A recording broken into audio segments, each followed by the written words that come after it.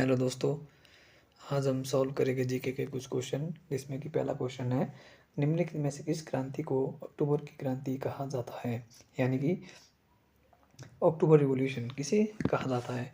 इसका तो सही आंसर है हमारे पास, वो है रूसी क्रांति। रूसी क्रांति को क्या कहा जाता है? अक्टूबर क्रांति।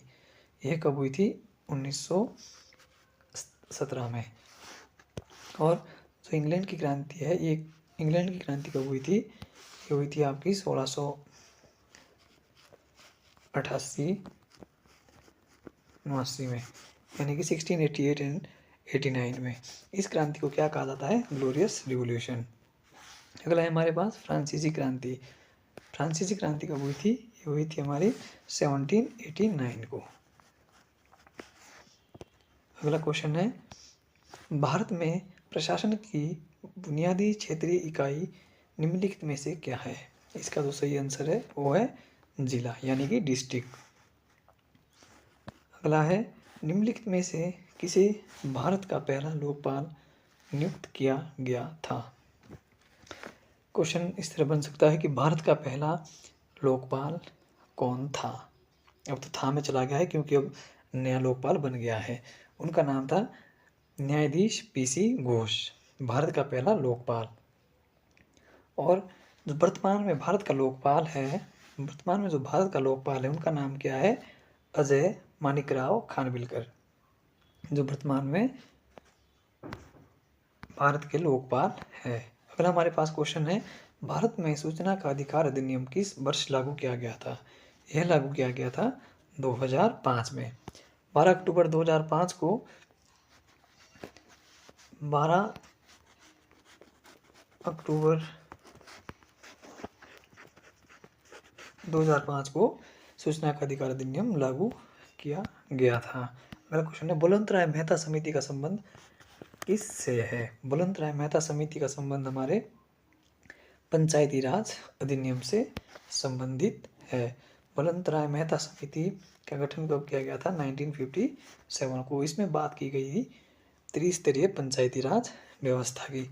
और बुलंद राय मेहता के समिति के बाद एक और समिति बनाई गई थी, अशोक मेहता समिति, जो कि 1978 में बनाई गई थी। कौन सी? अशोक मेहता समिति। इस समिति में द्विस्तरीय पंचायती राज व्यवस्था के बारे में बताया गया था। हमारे पास अगला क्वेश्चन है, भारतीय राष्ट्रीय ध्वज कब अपनाया गया था? इसका तो सही आंसर है 22 जुलाई 1947। हमारे पास अगला क्वेश्चन है, भारत के संविधान में शिक्षा का विषय किस सूची में है? In Indian constitution the education subject is in which list? ये किसमें है? हमारी समवर्ती सूची में। अब यहाँ पर क्वेश्चन अगर घुमा फिरा के दिया जाए तो इस तरह आ सकता है कि भारत के संविधान में जो शिक्षा है वह 1976 से पहले किस सूची के अंतर्गत आता था? तो यहाँ पर जो हमारा आंसर होगा वो समवर्ती सूची नहीं होगा, क्योंकि 1976 से पहले, यानी 42वें संविधान संशोधन 1976 से पहले जो शिक्षा है वो राज्य सूची का एक विषय था, जिसे कि समवर्ती सूची में 42वें संविधान संशोधन 1976 द्वारा जोड़ा गया है। और जो संघ सूची है, संघ सूची में कुल कितने विषय हैं? संघ सूची में कुल है 100 विषय। और जो इसके मूल विषय है, संघ सूची के मूल विषय कितने हैं? 97। और राज्य सूची के जो कुल विषय है वो है 61। और जो इसके मूल विषय है राज्य सूची के वो है हमारे 66। अगली है समवर्ती सूची। समवर्ती सूची में कुल कितने विषय है? हमारे 52। और जो मूल विषय है वो है 47। अगला क्वेश्चन है, भारत के सर्वोच्च न्यायालय का कार्य किस वर्ष शुरू हुआ? ये हुआ 1950 में। 1950 में भारत का सर्वोच्च न्यायालय किसका उत्तराधिकारी माना जाता है? यह माना जाता है हमारे संघीय न्यायालय का। संघीय न्यायालय जो कि 1937 में स्थापित किया गया था, उसकी जगह सर्वोच्च न्यायालय ने 1950 में ली। अगला क्वेश्चन है, निर्वाचन आयोग भारत में किसके अधीन कार्य करता है? ये क्वेश्चन बहुत ही इंपॉर्टेंट क्वेश्चन है, क्योंकि लगभग यह क्वेश्चन गलत होता है और इसका जो सही आंसर है हमारे पास वो है इनमें से कोई नहीं। गृह मंत्रालय, विधि मंत्रालय, प्रधानमंत्री कार्यालय ये किसी के अधीन भी कार्य नहीं करता है, क्योंकि निर्वाचन आयोग एक स्वतंत्र आयोग है। इसमें एक इलेक्शन कमीशन ऑफ इंडिया और 2 इलेक्शन कमिश्नर होते हैं, जो कि वर्तमान में Election Commission of India Rajiv Kumar और 2 इलेक्शन कमिश्नर, एक है हमारे ज्ञानेश कुमार और दूसरे है सुखबीर सिंह संधू। अगला क्वेश्चन हमारे पास, किस मौलिक अधिकार को डॉक्टर भीमराव अंबेडकर ने भारतीय संविधान की आत्मा और हृदय कहा? इसका जो सही आंसर है वो है संवैधानिक उपचारों का अधिकार, जो कि अनुच्छेद 32 के अंतर्गत आता है। अगला क्वेश्चन है, अविश्वास प्रस्ताव संसद के किस सदन में प्रस्तुत किया जाता है? यहाँ पर हम एक कॉमन सेंस से बात करनी होगी, क्योंकि ऐसे क्वेश्चन मैक्सिमम टाइम गलत हो जाते हैं, क्योंकि हमें इसका पूर्ण ज्ञान नहीं होता है। पहली चीज़ है कि अविश्वास प्रस्ताव किसके खिलाफ लाया जाता है? सरकार के खिलाफ। अब मेन चीज़ है कि सरकार किसके प्रति उत्तरदायी है? सरकार हमारी उत्तरदायी है लोकसभा के प्रति। तो अविश्वास प्रस्ताव वहीं पर लाया जाएगा जिसके प्रति वह उत्तरदायी है। तो इसका जो सही आंसर होगा वो होगा लोकसभा में ही अविश्वास प्रस्ताव लाया जाएगा। और राष्ट्रपति पर जो महाभियोग चलाया जाता है उसको लोकसभा या राज्यसभा किसी में भी लाया जा सकता है। अगला क्वेश्चन है, मनुष्य ने सबसे पहले निम्नलिखित में से किस धातु का प्रयोग किया है? इसका तो सही आंसर होगा वो है तांबा। अगला क्वेश्चन हमारे पास, सिंधु घाटी के लोग किसकी पूजा करते थे? इसका सही आंसर है पशुपति। नेक्स्ट क्वेश्चन, सांची स्तूप किसने बनवाया था? इसका तो सही आंसर होगा अशोक। कश्मीर में शालीमार और निशात बागों को किस मुगल सम्राट ने बनवाया था? इसका तो सही आंसर होगा वो होगा जहांगीर। अगला क्वेश्चन है, ना अपील ना वकील ना दलील कथन किससे संबंधित है? ये है हमारा रॉलेट एक्ट, जो कि 1919 में आया था।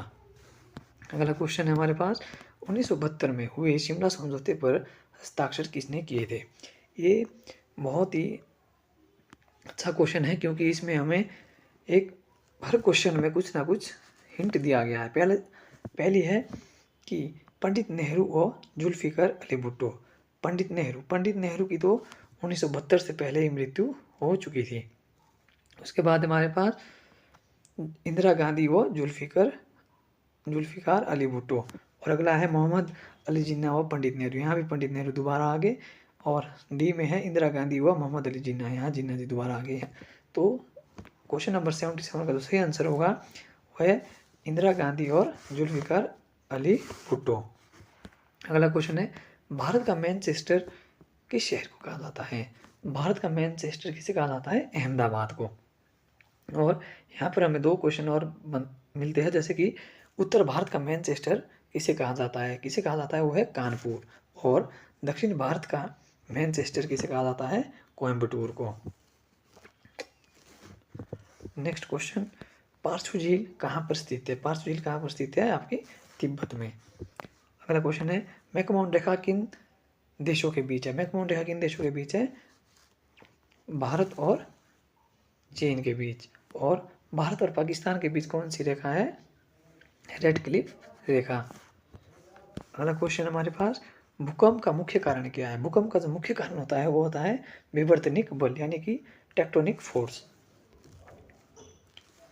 नेक्स्ट क्वेश्चन हमारा, हिमाचल के किस शहर को हिमाचल का बनारस कहा जाता है? इसका तो सही आंसर होगा वो होगा मंडी। हिमाचल का बनारस मंडी और छोटी काशी भी मंडी को कहा जाता है। काली मिट्टी किस फसल के बढ़ाने के लिए अच्छी होती है? इसका सही आंसर होगा कपास। किस नदी को भारत में दक्षिण की गंगा कहा जाता है? इसका तो सही आंसर होगा गोदावरी। इसका तो सही आंसर होगा वो क्या होगा? गोदावरी। गोदावरी को और क्या कहा जाता है? वृद्धगंगा। और प्रायद्वीप भारत की सबसे बड़ी नदी है। अगला क्वेश्चन, वित्त आयोग का गठन भारतीय संविधान के किस अनुच्छेद के अंतर्गत किया जाता है? जो इसका सही आंसर होगा वो होगा अनुच्छेद 280। प्रत्येक 5 वर्ष बाद राष्ट्रपति द्वारा वित्त आयोग का गठन किया जाता है अनुच्छेद 280 के तहत। वर्तमान में जो वित्त आयोग चला है वो है 15वां वित्त आयोग, जिसके अध्यक्ष है NK सिंह। और हाल ही में 16वें वित्त आयोग का गठन भी किया गया है, जिसके अध्यक्ष किसे नियुक्त किया गया है? अरविंद पनगड़िया को। नेक्स्ट क्वेश्चन हमारा, भारत अमेरिका का परमाणु करार किस नाम से जाना जाता है? भारत और अमेरिका के बीच एक सिविल न्यूक्लियर डील हुई थी अराउंड 2005, जो उसका एक नाम रखा गया है 123 एग्रीमेंट या समझौता। इसका जो सही आंसर होगा बी। अगला क्वेश्चन है, गुटनिरपेक्ष आंदोलन का पहला शिखर सम्मेलन कहाँ हुआ था? गुटनिरपेक्ष आंदोलन का जो पहला शिखर सम्मेलन कहाँ पर हुआ था? हमारा बेलग्रेड में। और कब हुआ था? 1961 में। गुटनिरपेक्ष आंदोलन का पहला शिखर सम्मेलन 1961 में बेलग्रेड में हुआ था। अगला क्वेश्चन है, विश्व व्यापार संगठन कब बना? कब बना ये हमारा? ये बना है 1 जनवरी 1995 को। और किसके जगह पर बना है ये? इससे पहले इसका नाम क्या हुआ करता था? गैट। इसकी स्थापना 1948 में हुई थी और इसे संशोधित करके 1 जनवरी 1995 को विश्व व्यापार संगठन के रूप में बदला गया।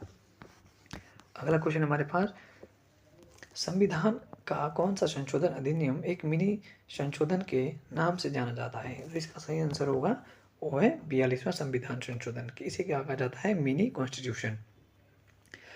क्यों कहा जाता है? क्योंकि इसमें बहुत सारे संशोधन किए गए हैं, जिसमें कि बहुत सारी चीज़ें जोड़ी गई है, कुछ को हटाया गया है और इसमें और भी बहुत सारे संशोधन किए गए।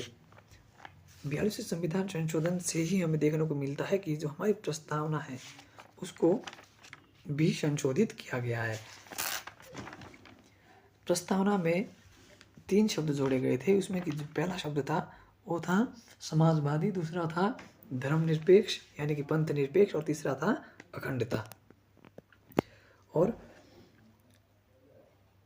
एकता एवं अखंडता था। और हमारे पास जो दूसरा आंसर ये बी में क्या है हमारे पास? 44वां संशोधन। ये कब हुआ था? 42वां हमारा कब हुआ है? 1976 में। 44वां कब हुआ है हमारा? 1978 में। 52वां कब हुआ है हमारा? 1985 में। और 73वां संशोधन कब हुआ है हमारा? 1992 में।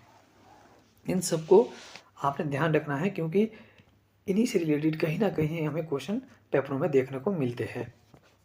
अब हम इनको एक तरीके से देखते हैं, जैसे कि 42वें संविधान संशोधन। 42वां संशोधन श्रीमती इंदिरा गांधी द्वारा किया गया है और संविधान में बहुत से चेंजेस किए गए हैं। और उन चेंजेस को बाद में जो जनता पार्टी की सरकार आई थी 1977 में, जो बनी थी मोरारजी देसाई वाली सरकार, उसने उनमें फिर से चेंज किया गया। सबसे पहले 42वें संशोधन में लोकसभा का जो कार्यकाल है वो 5 से 6 साल कर दिया गया, जिसे कि 44वें संशोधन द्वारा वापस 5 साल किया गया। 44वें संशोधन में आंतरिक अशांति के स्थान पर सैन्य विद्रोह को जोड़ा गया है। जो आपातकाल है वो पहले लगता था आंतरिक अशांति, लेकिन उसे बाद में परिवर्तित करके सैन्य विद्रोह में बदला गया। और उसके बाद एक चीज़ और है कि 44वें संविधान संशोधन द्वारा संपत्ति के अधिकार को, मौलिक अधिकार को इस सूची से निकालकर एक विधिक अधिकार बनाया गया और अनुच्छेद 300A में रखा गया। 52वां संविधान संशोधन 1985 में किया गया। किसकी सरकार थी उस टाइम? राजीव गांधी की सरकार। और इसमें क्या प्रोविजन किए गए? दल बदल संबंधित, जो कि 10वीं अनुसूची में जोड़ा गया है। और 73वां संविधान संशोधन हमारा 1992 में और लागू कब हुआ? 24 अप्रैल 1993। और जैसे कि हमारे पास क्वेश्चन आता है कि पंचायती राज दिवस कब मनाया जाता है? पंचायती राज दिवस मनाया जाता है 24 अप्रैल को। क्यों मनाया जाता है? क्योंकि 73वां संविधान संशोधन 24 अप्रैल को लागू किया गया।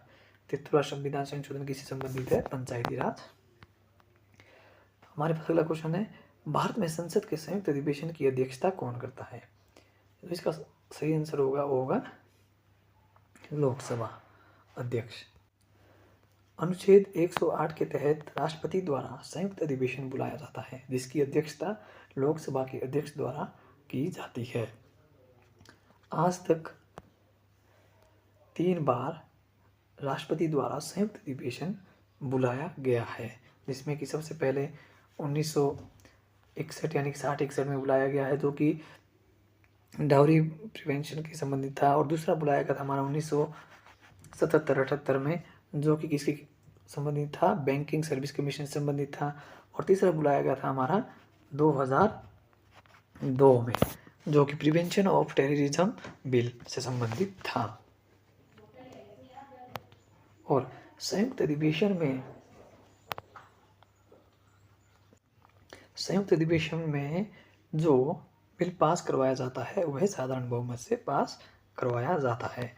हमारे पास अगला क्वेश्चन है, कौन सा अप्रत्यक्ष कर नहीं है? अप्रत्यक्ष कर कौन सा नहीं है? आयकर। आयकर एक प्रत्यक्ष कर है, यानी कि डायरेक्ट टैक्स है। बाकी sales tax, production tax, service tax सारे हमारे इनडायरेक्ट टैक्स है, और जीएसटी भी हमारा क्या है? एक इनडायरेक्ट टैक्स है। अगला है, राष्ट्रीय क्रेडिट कोर का गठन कब हुआ है? कब हुआ है इसका गठन? 1948 को। अगला क्वेश्चन है हमारे पास, 44वें संविधान संशोधन द्वारा किस अधिकार को मौलिक अधिकारों की सूची से हटाया गया? यही क्वेश्चन में ऊपर अभी डिस्कस किया है, और यहाँ पर हमें एक क्वेश्चन के रूप में देखने को मिल गया है, जो कि इसका सही आंसर है संपत्ति का अधिकार। मेरिनो एक प्रजाति है, किसकी प्रजाति है? मेरिनो एक भेड़ की प्रजाति है। अगला क्वेश्चन है, भरतनाट्यम किस राज्य का प्रसिद्ध नृत्य है? इसका जो सही आंसर होगा वो है आपका